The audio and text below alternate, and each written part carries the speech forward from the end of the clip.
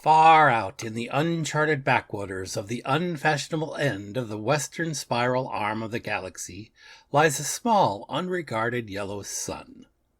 Orbiting this at a distance of roughly 92 million miles is an utterly insignificant little blue-green planet whose ape-descendant life forms are so amazingly primitive that two of them still think doing a podcast called Digital Watches are a pretty neat idea is a pretty neat idea.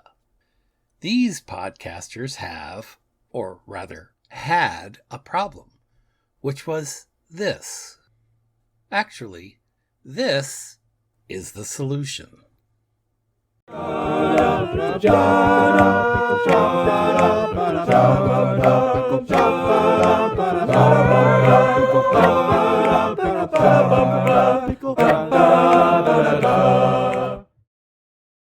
So, Jeff, what is this? Well, Brian, this is our discussion of issue 2 of Douglas Adams' Dirk Gently's Holistic Detective Agency comic by IDW. Yep, it sure is. Oh my gosh, I can't even describe to you. I mean, I'm looking at this cover page, and I'm looking at that hairdo. Yes, well, I'm thinking that the illustrators of this comic were a little bit lazy because they didn't draw in any nose hair. Because that's all you're looking at is right up his nose. And it looks like they just flattened out his hair and stuck it straight out like he's wearing a baseball cap. Yes. So the image we are looking at appears to be Dirk holding a flashlight in one of the storage rooms of the San Diego Museum. And it's a shot from below looking straight up under his chin, up his nose, to the ceiling. That's right. And on the ceiling, you can see a little cat staring down from the top shelf. Yes. All the old names, Ryall, Atkins, Lindsay, and O'Grady, but they seem to have added one, didn't they? They've added a Wyasek, and I'm not sure what, because I did glance ahead to see what he did, and this issue does not have what his role was in this book. Okay. I guess we can dive right in. So we'll dive right in to the first inside page, which is a previously on. Oh, right. Yep. So this is just a reminder that Dirk walked into a cafe and determined that it would be a great base of operations for Dirk Gently's Holistic Detective Agency. And then we're introduced to Susan and Tanya again. They are the owners of the cafe. So we get to meet Crowther, who's got the fancy gold phone, and he's the friend of Virgil, who was killed last episode. And then we get a little peek into the museum where the very pompous museum curator is talking about their extremely costly collection that is about to be exhibited. And then we meet a mummy who is sucking the life out of everybody. And Dirk is going through his bag, and there is a shocked face from Hamish that's going, "Oh, dude." Of course, Dirk is opening up the murder bag of Bill and Estelle. Yes. Full of all kinds of incriminating evidence. Right. And once again, it reminds us that everything is connected. So on to page 2, we get a list of everybody who we have met so far, and this does answer a question that we were kind of knocking around. We have Dirk Gently. We all know Dirk. And then we have Susan, and she is the owner with Tanya. And what I didn't know was Tanya's an orchestral musician. Did you catch anything from the previous issue that says she's an orchestral musician? I don't recall that. Or does she play the viola? Why do I have that in my memory? She might. She might. I don't remember it, but they probably put it in there. Mm-hmm. We have Estelle and Bill Parsnip, who are loving vacationers who are also the copycat killers, a serial killing duo. We have Hamish, the college computer geek who's hanging around at the cafe. Crowther, the homeless man, and coffee shop patron, mostly for the bathrooms, and friend of the slain man, Virgil. Mm-hmm. We have the immortal Mr. Bird, mysterious and immortal, at least as far back as ancient Egypt, and he's a mystic, and he's currently distributing odd phones to the homeless in San Diego. The mummies were both the kids. Neither one of these is the kid. So it's Neferhotep and Craig. Mm-hmm. And it does say that Craig's name and dialect are both more modern than makes any proper sense. And we have Kate Schechter. That's a name from the past, but was not in the last episode. No. And she's a professional American, former paramour of the god Thor, and closest thing Dirk had to an assistant in the case known as The Long Dark Tea Time of the Soul. So I guess I'm happy to see they're going to work back a familiar character. Yeah, and you're right. We do get that answer whether the second body in the crypt was a king or the friend, and it turns out it is the friend, in fact. I'm a little bit confused as to why it's wearing that headgear. Well, I think if you looked at the first panel where you see the friends, it's more like his hair than a headgear. I mean, other than the little gold ring around the top of his head. Right. What's represented around his head does look like headgear, but I think it's actually representing his hair. Okay. Which would be odd, because I don't know mummies had hair. So maybe you are right. Yeah. All right. Well, we're going to go on to page 3 and start this next chapter. I really want to know now whether mummies have hair. Well, it's probably there, just disconnected. Yep. So this issue starts out in Balboa Park, which appears to be some kind of a zoo as well. And Dirk and Tanya are walking together, and Tanya's really not sure what they're doing there because he's got a case, and he's trying to say that it's all part of his process. But he can't just walk silently. He's got to talk about something, whether he knows anything about it or not. So he's just laying out line after line of BS, and some of the other park attendees are overhearing him, and they're all falling in line behind him because they think it is one of those walking tours. So give us a couple ideas, Brian, of some of his BS. Right. He says that, of course, you have to understand the nature of the place, or the history of the place, rather, if you're going to understand how it's all connected. And he says, take this park, for instance. It's named in tribute to the legendary pugilist and San Diego native, Rocky Balboa. Right. Balboa Park. Makes sense. And it's the city's epicenter. And as such, its ley lines can reveal all. Oh my gosh. He also said that the exteriors for the mansion in Citizen Kane were shot here in this very park, and all the animals from that movie are still alive and reside there. And then, of course, after a while, Tanya stares back at him and says, those facts seem wrong to me. I've lived here all my life. And then he also reveals that the answers anyone seeks about a town can be found within its many street meets or its museums. Both, which abound in this park. And Tanya's very unhappy about the crowd that he is having gathering around them. So we'll go on to page 4.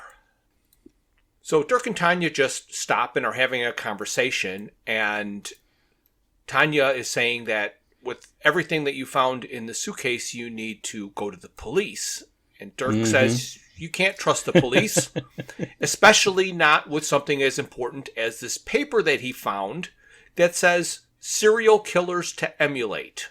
And Dirk is saying, that proves you can't trust anyone with this. And Tanya's asking, but that came from the suitcase, and that's evidence, and that's tampering. And he's like, hey, no, don't worry about any of that. So while they're having this discussion, some of the tourists are saying, hey, and asking questions like, why did the tour stop? And Tanya's yelling, this isn't a tour! This isn't a tour! And Dirk said that it stopped for tips, because this is the part of the tour where the hat is passed and money is proffered. And he'll be needing a hat as well as tips. And the guy's going to give him his hat, and somehow a gust of wind must have blown, and Dirk lost the paper he was holding, and it's flying up in the air out of his reach. Oh, boy. And, of course, through every one of these panels, Tanya refers to herself as an associate, and Dirk insists on calling her an assistant. Correct. She's getting more and more upset about that, and, of course, Dirk just says, oh, it's semantics. My point stands. Yes. And what I find interesting in this, and I don't know if it's intentional or if it's just a happy chance and means absolutely nothing at all, but when Dirk is described in the books, he's described as wearing a certain type of hat.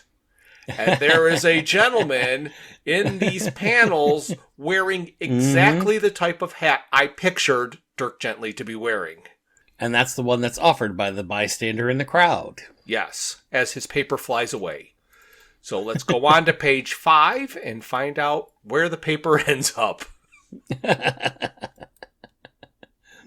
This is one of those panels, the lower left panel, that I always get confused as to which direction do they actually want me to read it. And I believe it's the highest first. So it would be the top center, lower left, and then to the right. But it's like, who says what first?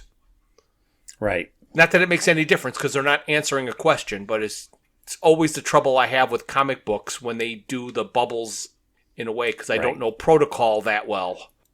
So now we see Dirk holding on to his new hat, chasing after the piece of paper. Along with at least half the members of the crowd as well. Yes. And he's yelling for the foul winds to cease. And wouldn't you know it, they end up at the San Diego Natural History Museum. And as the paper is blowing up the steps to the entrance, there's a couple of punk kids walking down. And one of them steps on the piece of paper, and Dirk is like, pardon, dear fellow, I'll just be needing this. He says, it's just a rubbish list of serial killers, part of my grand tour. And this is where Tanya realizes they're at the Natural History Museum and that she's going to be playing in the Tutankhamun Gala here in a few days. And one of the kids asks, do you know Tutankhamun? And she's like, well, I studied him in school, but beyond that, no, just playing his party. And then we get a close-up of one of the kids and we realize that this is probably Craig, who says, oh, right, of course, his party. He's still very dead. Ha! How silly of me. Right, and as we get this close-up, we can see pretty clearly that neither of these two lads have any hair. No. And they're wearing the security guards' outfits that are shabby and hanging loosely on their very thin bodies. Yes, one of them does appear to be wearing also a feather boa. Yeah, odd but true. That can sum up, I think, this whole comic book. Or truly odd. All right, so we'll move on to page 6. So Dirk, ever the opportunist, decides to continue his tour and include Craig and Nefer Hote. We're just going to call him Hote. Into his tour. And he's explaining to everybody the necklace that Craig is wearing is reminiscent jewelry dating back to 1345 BC, King Tutankhamun's time. Also, the era which gave birth to iced tea. And then Craig and Hote are talking to each other, wondering how he could have known where the necklace was from. And they're like, this guy's interesting. Let's just see what he has to say. And he keeps going on and on about the necklace being hand-carved in the museum by a metalworks that specializes in recycling used car batteries. And so then they decide that he doesn't know anything, and now they're getting offended that he presumes to say anything about ancient Egypt and all of its wonders, and he's like, hey, who are you? He's like, why, I'm Dirk Gently, holistic detective and part-time tour guide. And then he says, now, as I was saying, King Tutankhamun was widely known to enjoy the company of a great many goats of his day. All above board, of course. Wonderful creatures, wonderful pets. So then Craig is going, well, that doesn't sound correct. We just left the museum after working there, and maybe we can join your tour. Do you know any hotels for two kings? And then Tanya's going, I've got this recital I need to practice for, so we do need to get to a hotel. And she mentions that it's called the Dell. And that piques Craig's interest, and he's wanting to know if the Dell is a nice hotel. I failed to mention it on the previous page, but one of the things I thought was interesting is, of course, the crowd is still following him. And in the top panel on this page, they've got about 4 people with their cell phones recording video and taking pictures of the necklace and pictures of Dirk with his hat on. Just like you'd find today. No matter where you go, It's all about the social media. Go on to page 7 in a moment here, but I'm thinking, I'm not sure where this is going. I know. Well, I'm sure it's going somewhere, and we will find out. So on to page 7. In a nutshell, what's happening on this page is that Dirk decides to take the 2 kids and the entire tour group back to the Hotel Dell for a party, as long as they pay an extra $5 a piece.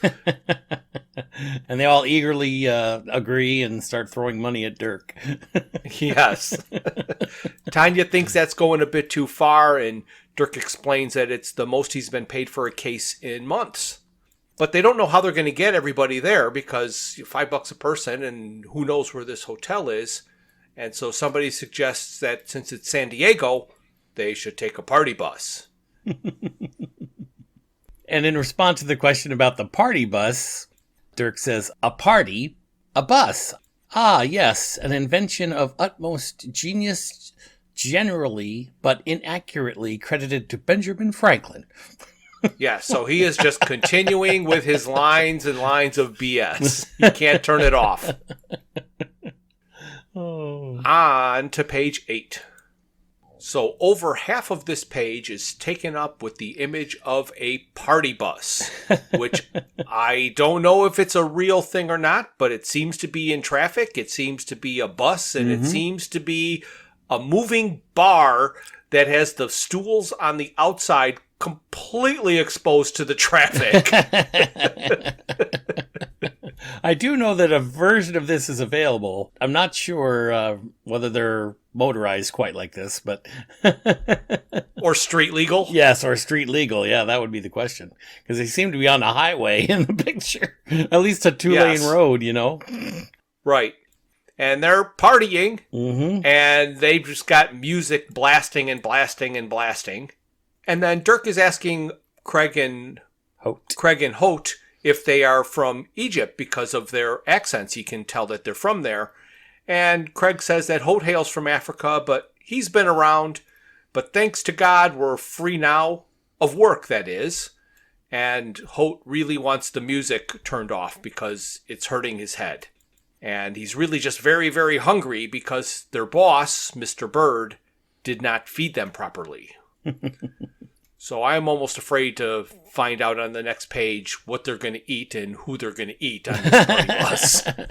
Well, the odd part about this page, I think, is how the heck did Dirk acquire a party bus? He seems to, he's driving. He's the one doing the driving. Yes, he is. Oh my gosh. Well, he had a whole hat full of fivers. Mm-hmm.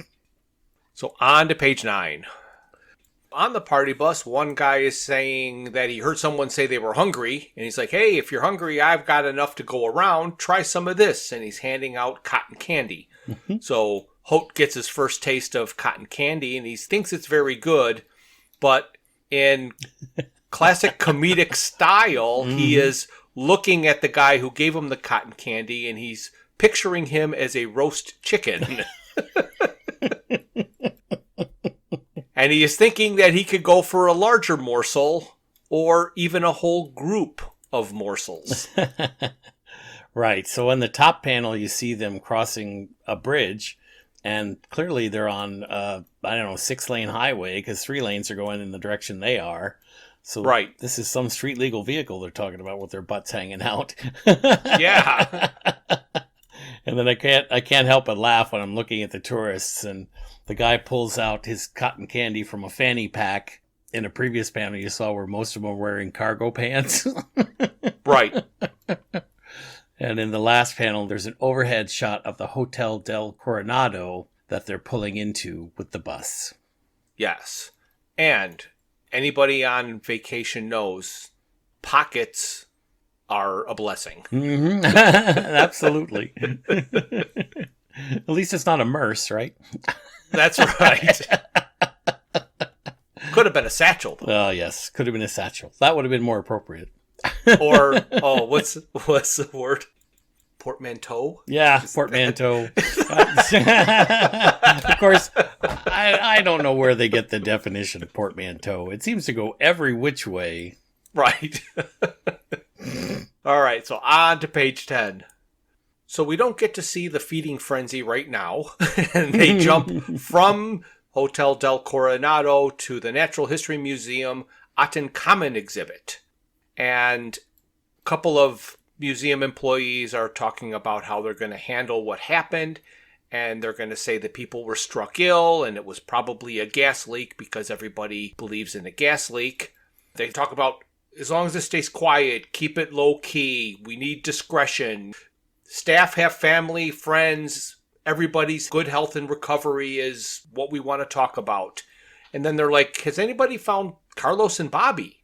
So they're cleaning staff. They weren't security guards. So okay. So Craig and Holt came out in cleaning staff because obviously they got it from Carlos and Bobby. Yep. And they're just thinking that they went out and had a drink because they've been known to do that. But somebody setting up the exhibit removed a couple of loose bandages and they think they found Carlos and Bobby. Right. And in the top panel, you see the 2 folks from the museum. One guy's got his hair swept back into a ponytail that's braided in the back, and his beard is also braided in the front. Yes. Oh, my goodness. And you can see the guys digging through the sarcophagus. Right. So we're going to move on to page 11. So on this page, they're all standing over the sarcophagus looking down into it. And they're saying it's definitely Bobby, but his body is all desiccated just like the others. And this is definitely going to have a negative impact on my year-end review. And then the police walk in asking what the problem is because dispatch was a bit vague. And the guy with the double braids on both ends of his head is like, tell them nothing. And then their problem? Oh, no, that's overstated. Everything's fine here. You know, it's just exhibits and all. And the cops are saying, the 911 call didn't sound fine. It sounded like unconscious bodies and crazier rantings. What do you all know about it? So we do get a good look of Bobby's desiccated body. Mm-hmm. The only thing I think is interesting on the bottom panel, it's just weird, but they say that faces and hands are the hardest thing to draw. And if you look at the one detective's set of hands, it's like they're bigger than his entire head. Right, yes. It just looks a little weird. And the other police officer's hand seems to be, I don't know, wrapped in something or... Yeah, it looks like it's wrapped in rope. It's weird.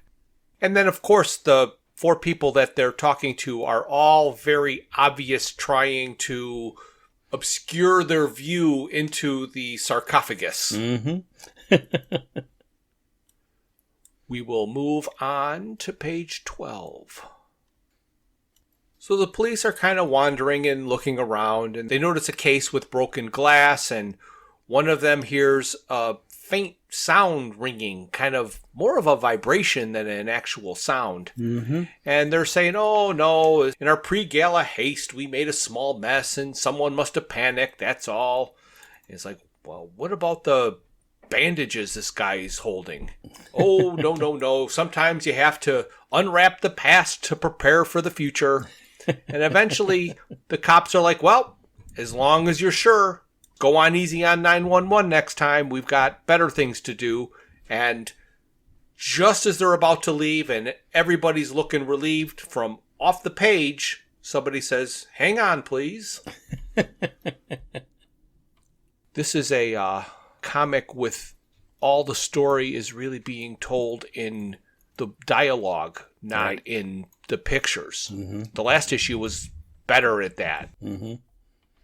So on the top panel of page 12, you can see that the broken display case is one that probably had the necklace in it, because there's a neck and a top of the torso. Right. So that's probably where the necklace was stolen from. Absolutely. And in the bottom panel, actually in the center panel, the guy with the beard and the hair, his face keeps changing shape.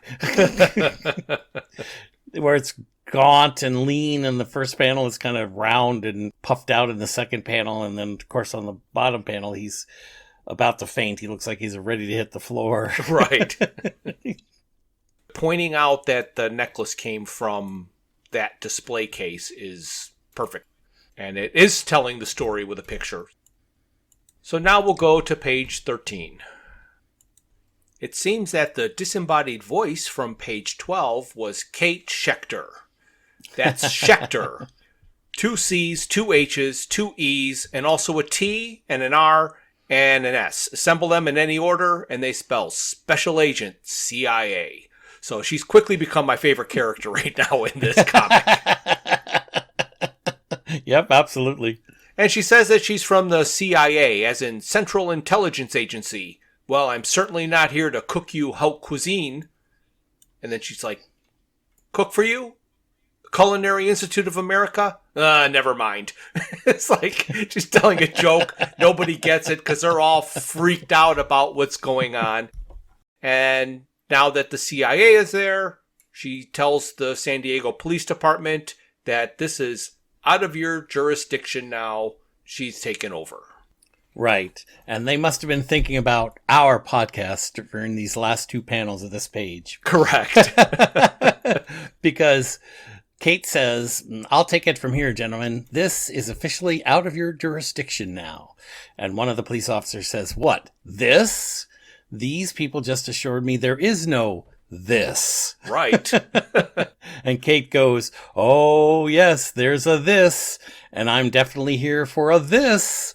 But it's an international this, so you're both free to go. Thank you. Right. And then she turns to the bearded gentleman and she says, now let's talk about this properly and honestly.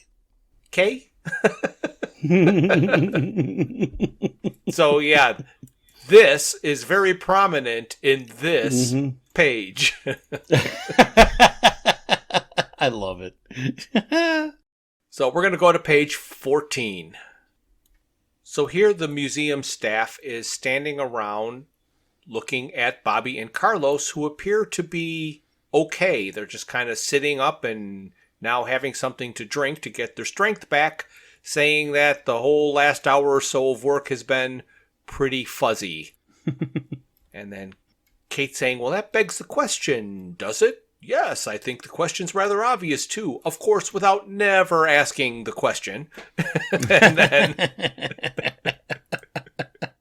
then the bearded guy wants to know how the CIA even knew about the missing mummies. And she said it was drones. She's like, oh, what's that? The writing on the wall looks sort of fresh. Part of your display? And she's taking pictures. And then we get to see a series of hieroglyphs that are written on the wall between 2 display cases. And one of the museum workers is very disappointed because the mayor is going to have to know about this now. And Kate says, not right away. Not as long as the missing mummies are returned here unharmed.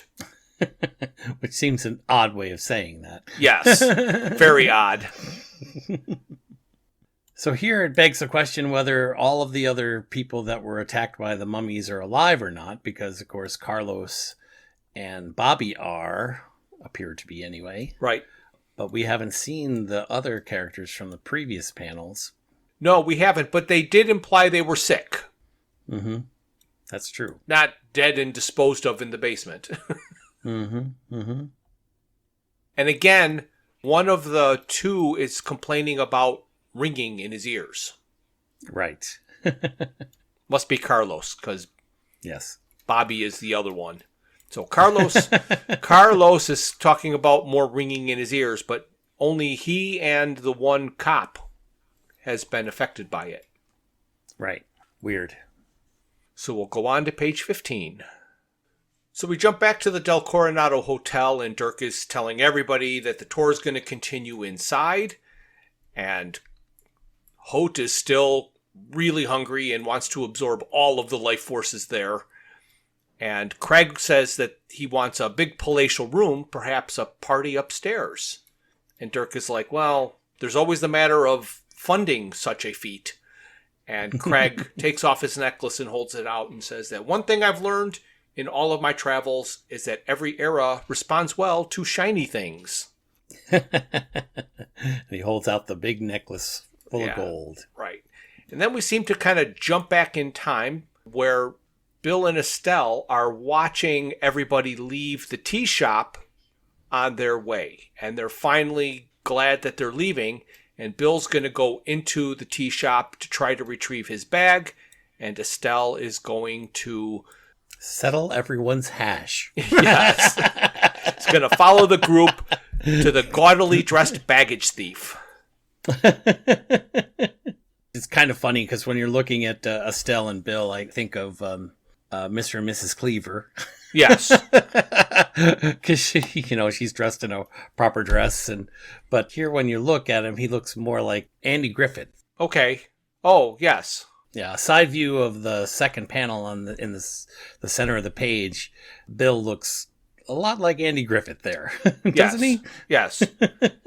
And in the lower left panel, mm-hmm. Estelle seems to have a lot of people on her balcony. As the French say.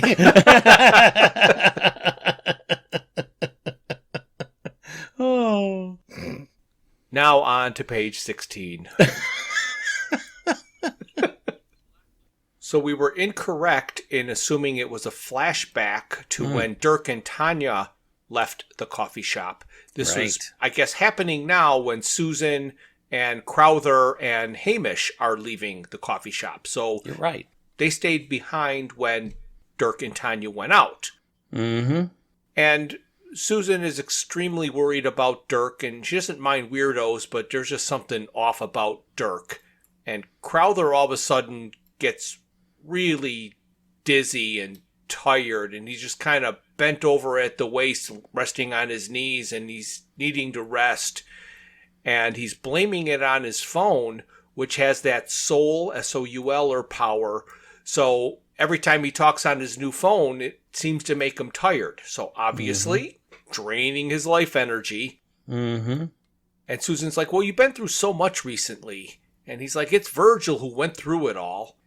And then we see at the end, with a weird, sly, evil look, Estelle is watching and listening to all of this with great interest. More interest than I really know why she has. So throughout the panels on this page, Hamish is playing with a ball and a cup game. Yes. Where he's got the ball on the string and he's trying to catch it in the cup, and he's concentrating, and every panel has a version of him missing. And, yes. And he says, oh, crap. And then he's concentrating really hard, and you can see the ball in his eyes, and he's going, come on, come on. And then it bounces off of Susan's head. Yeah. And then ultimately it falls into the cup, whack. And he goes, yes, I rule, I rule, I rule. So he's totally oblivious to Crowther having all of these problems. Right, exactly. And you're 100% correct. They just completely miss it every time, where they ought to have an Easter egg, and they don't. Because on the third part of the panel, they have a light pole, and on the light pole there happens to be a notice. Yes. Where you pull off the tags along the bottom. Right. Perfect spot for an Easter egg. That's where it should have been. but it's cello not. lessons. Exactly. I mean, anything they could have done there. Right. Cello lessons would have been perfect. But yeah, that so far has been my biggest disappointment, is how often they've had places for these Easter eggs and don't put anything. Mm-hmm. But Estelle, surely does look like June there. Yes. All right, page 17. So we jump to Dirk at his room in the hotel, and it ends up being room 3502, which he says is the scene of a legendary party that L. Frank Baum, the author of The Wizard of Oz, once threw for the movie munchkins at that hotel. And it was debauched, and it was the topic of every tabloid gossip column, but he does not doubt that they will be able to top it today. And then he throws open the doors to the room, and they all go in, and he looks at one of the party goers, the one with the fanny pack who was handing out the cotton candy, and just wants him to keep his eyes open for anything strange. Mm-hmm. And he's like, what, like light beer instead of microbrew? He says, never mind, I'll handle it. And then he goes in to party. And it ends with a concerned face of Dirk wearing his funny red hat. Mm-hmm. So in the middle panel, I'm not 100% sure, but it looks like our friend Estelle has joined the crowd. She does seem to be wearing some dark glasses, I think. And a big floppy hat. Yeah, big floppy hat. Yep. So do you think she put some kind of a coat on over the dress that she was wearing? It does appear to. Yeah, it appears that she put a coat on over her dress. But there is obviously a woman here who looks like she is in disguise. That's right. That's right. And hopefully we'll find out on page 18 who that woman is. Oh, this is a double panel, so this would be a page 1819. Mm-hmm. This double panel starts out with the whole top section being an overview of the lobby area with cart after cart after cart of room service going up to the party that is on the top floor for a tour group. So Hamish and Crowther have also arrived at the hotel because Susan wanted to talk to Tanya about Dirk, and Hamish is trying to find the solar power app on his phone, but he can't find it in the app store. And Crowther is just saying, hey, he gave me the phone with the app, and a free phone is a free phone. And if I use it a lot, he said, it'd be a hotspot.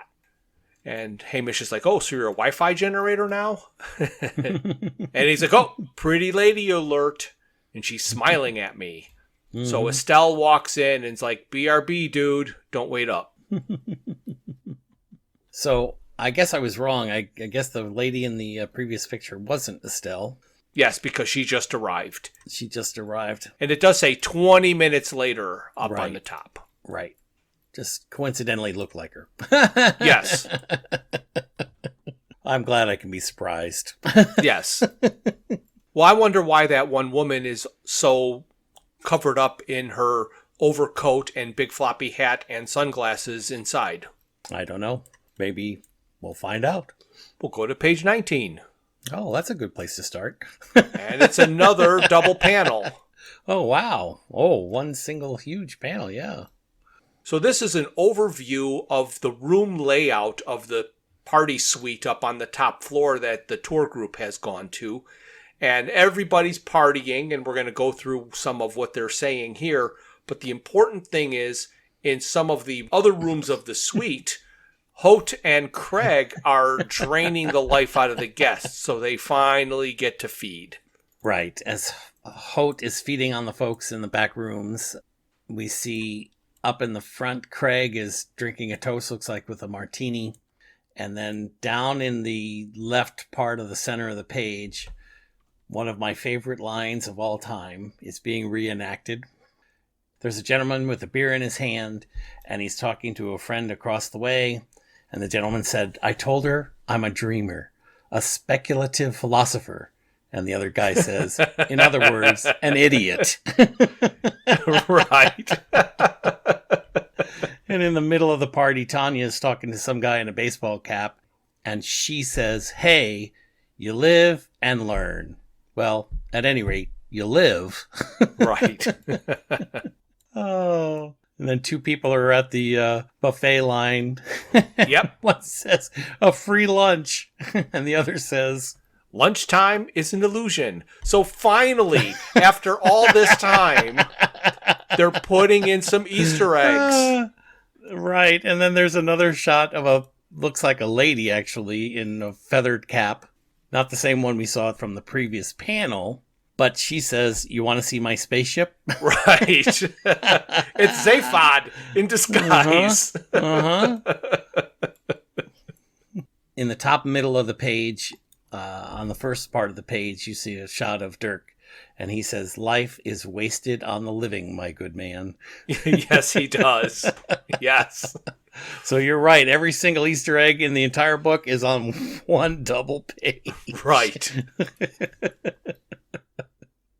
And anyway, it's kind of interesting. There is like a little path in this panel that is being taken by Dirk. In the top of the panel, on the second-ish page, you see Dirk is looking for Hote. Right. And he says, have you seen our out-of-time party host? And then he says, there are things that I should discuss with Hote. And he opens a door and he sees Hote sucking the life out of some young lady. Yes. And back in the party room, you know it's not a party until somebody ends up in their underwear. And that has happened. So it is officially a party. Uh-huh. So we'll go on to page 20.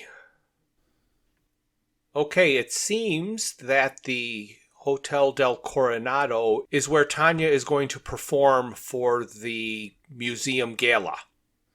Correct. Because she has her viola and she's being wished good luck by Susan. And Crowther is there and he's looking at something going, what's that? And Tanya's trying to assure Susan that Dirk is harmless.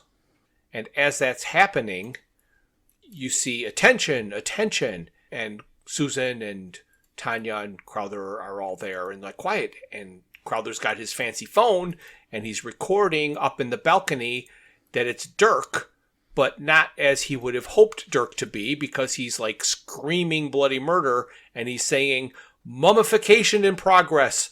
Please exit the building in an orderly fashion. So I think if we remember the context a little, Tanya and Dirk arrive at this hotel the morning of, I guess, the gala. And Tanya was the one who suggested that's where they needed to go, because that's where the gala was. She had to go practice. yes. So apparently she's been practicing with the group during the party, or during part of the party. And the party's been going on most of the day at this point. Right. Of course, this is the final panel. Yes. And on the bottom of the panel, it reads, next time, proper hotel etiquette. Killer tourists and Dirk and Kate make a reconnection in Chapter 3 of The Interconnectedness of All Kings, subtitled, Life is for the Living. Yes. And if you remember from last issue, the subtitle of this one was Animal Husbandry and Wifery. How do you blend that in? Except for the fact that they were at the zoo. Except for the fact that they were at the zoo. For a few minutes, which they didn't show any animals or anything, but right. Oh well. Oh my goodness. So obviously our next episode, be it a week 2 or the beginning of the next month, I'm not quite sure yet, just stay tuned, is going to be issue 3 of Dirk Gently's Holistic Detective Agency. Fantastic. The Interconnectedness of All Kings. And now that we know what's happening next time, Brian, what are those famous words? This is the end. Thank you for listening to this. A new episode is released on the first Thursday of every month. A special thank you goes out to Luke, Max, Greg, and Tim Lesnick for arranging and performing our opening theme. Visit our website at digitalwatchesareaprettyneatidea.buzzsprout.com. While there, you can find links to all of my Hitchhiker's Guide to the Galaxy inspired t-shirt designs. You can contact us via email at digitalwatchespodcast@gmail.com. You can find us on YouTube and Facebook at Digital Watches Are a Pretty Neat Idea. You can message us on Twitter, or should I say X, at Watches Idea, and our Instagram is Watches Idea Podcast.